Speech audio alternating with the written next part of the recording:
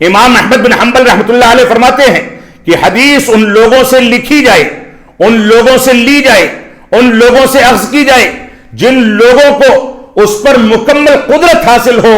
لہذا 3 طرح کے لوگوں سے علم حاصل کرنا جائز نہیں. ایک تو اہل بدعت جو اپنے نفس کی پیروی، اپنی مرضی سے فتویٰ دینے کا کام اور اپنے اجتہاد اور اپنے استدلال کی بنیاد پر دین میں نئے نئے مسائل قائم کر کے اپنے فتووں کو دین کے برابر لا کر کے کھڑا کرتے ہیں اور اس کی جانب لوگوں کو بلاتے ہیں.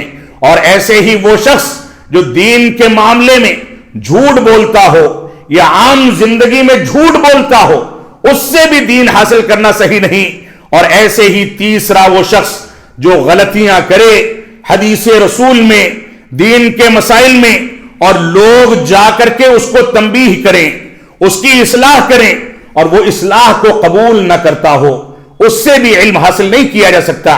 اسی طریقے سے بعض اسلاف نے یہ کہا ہے، یہ مشہور قول ہے کہ لا تأخذوا العلم الا من افواہ العلماء، کہ علم کو علماء کرام کے منہ کے بجائے، علماء کرام کی گفتگو کے بجائے، علماء کرام کی زبانوں کے بجائے کہیں دوسری جگہ سے حاصل نہ کیا جائے.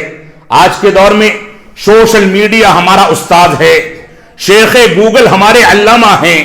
آج کے دور میں موجودہ دور کے وسائل، ان کے ذریعے دین کے مسائل کو حل کرنے کی دعوے داری ہمارے تمام مسجدوں میں، تمام گھرانوں میں، تمام جیبوں کے اندر موجود ہے.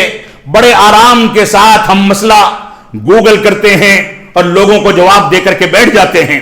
رہنمائی کے نہ اصول معلوم ہیں، صحیح اور غلط کے درمیان تفریق کے اصول سے ہم واقف نہیں.